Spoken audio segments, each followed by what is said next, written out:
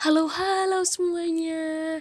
Selamat pagi, selamat siang, selamat sore, selamat malam. Selamat datang di podcast kelompok saya Tirijin. Bersama saya Mita dan teman kelompok saya. Saya Zuyi. Halo, nama aku Arlin. Saya Anggi. Halo, saya Nunu. Saya Yumareta. Saya Nola. Guys, gak kerasa ya, kita udah lewatin 12 tahun nih wajib belajar. Dan sekarang kita udah ada di tingkatan pendidikan yang lebih tinggi.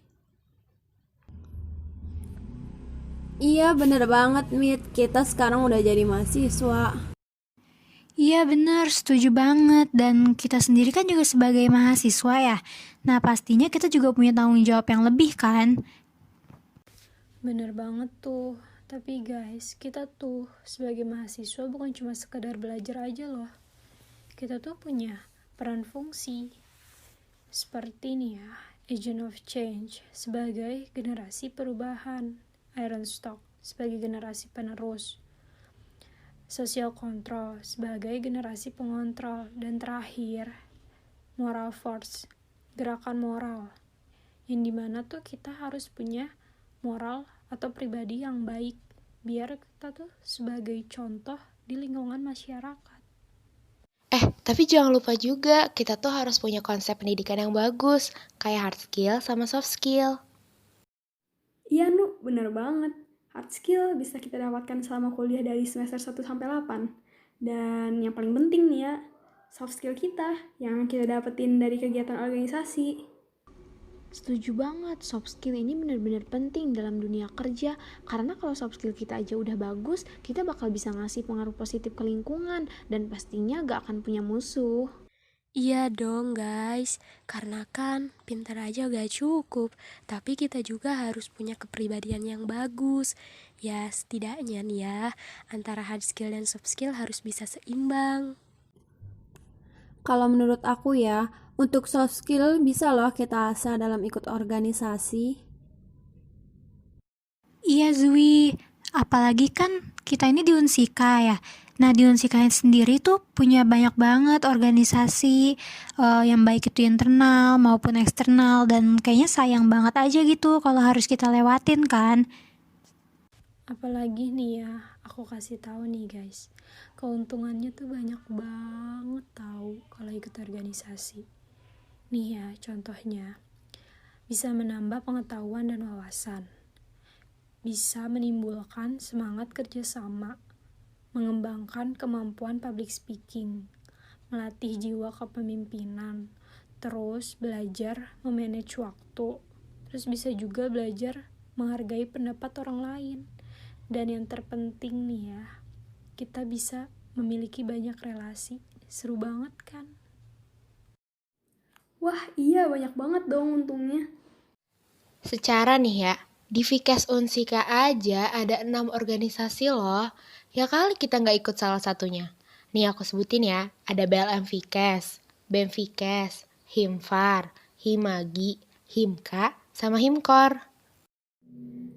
Iya, karena kita dari farmasi, kita bisa loh ikut yang namanya Himfar. Lumayan banget gak sih buat nambah pengalaman dan pastinya bakal seru banget ketemu banyak relasi. Dan tadi juga untungnya sangat amat menggiurkan. Dan nih ya guys, pesan dari aku, kalau kita udah jadi sebagai organisator, kita tuh harus bisa menginvestasikan diri kita di organisasi tersebut. Nah, maksud dari kata itu tuh, hal utamanya adalah hidupkanlah organisasi seperti berkontribusi dalam organisasi tersebut. Gitu loh, jadi jangan malah mencari hidup, tapi harus menghidupkan. Tapi kalian tahu gak sih, selain organisasi internal nih, kita juga bisa ikutan loh, ikut organisasi eksternal. Iya bener banget, dan secara himpunan mahasiswa farmasi Unsika tuh udah masuk ke dalam organisasi ISFarmasi loh. Oh, Isfarmasi ya?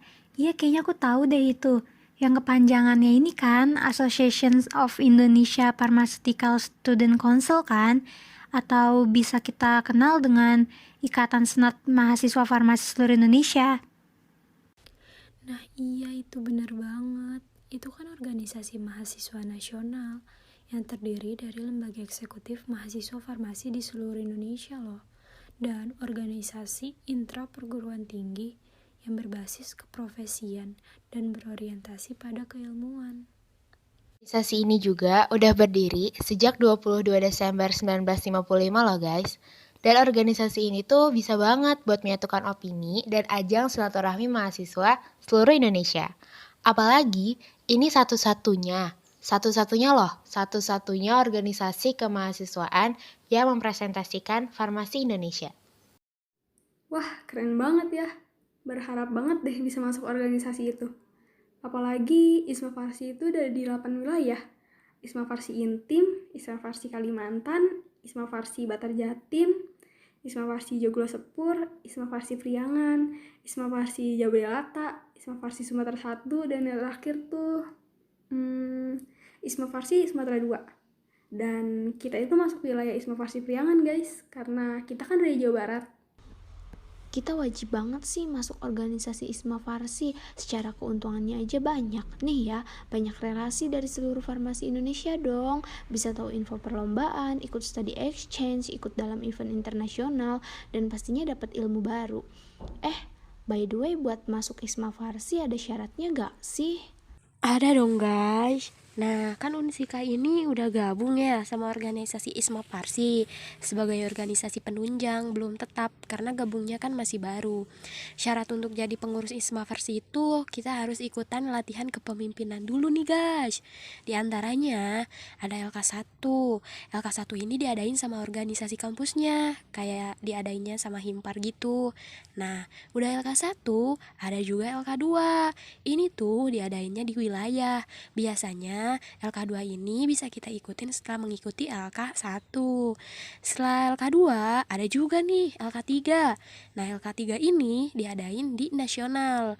Ini tuh latihan kepemimpinan udah jadi tingkatan tingginya guys. Nanti kita juga bakal ditempatin jadi pengurus ISMA Farsi di tingkatan nasional, gak di wilayah lagi. Wah, harus dipersiapin nih teman-teman. Nah, kalau nanti kita mau lebih tahu lagi soal isfarmasi, kita itu perlu ikut organisasi isfarmasi nih. Dan kita harus cari-cari informasi tentang organisasi ini, guys. Iya betul banget, setuju banget deh aku. Gas koy. Kuy. Wah, seru banget ya guys pembahasan kita kali ini. Iya, bener banget. Kita sebagai mahasiswa baru jadi lebih tahu deh banyak info. Iya, apalagi tentang kita sebagai mahasiswa dan terpenting organisasi-organisasi sebagai wadah melatih soft skill. Seneng deh bisa berbagi ilmu bersama kalian yang sangat bermanfaat. Oke guys, aku juga sangat bahagia bisa berbagi ilmu sama kalian loh.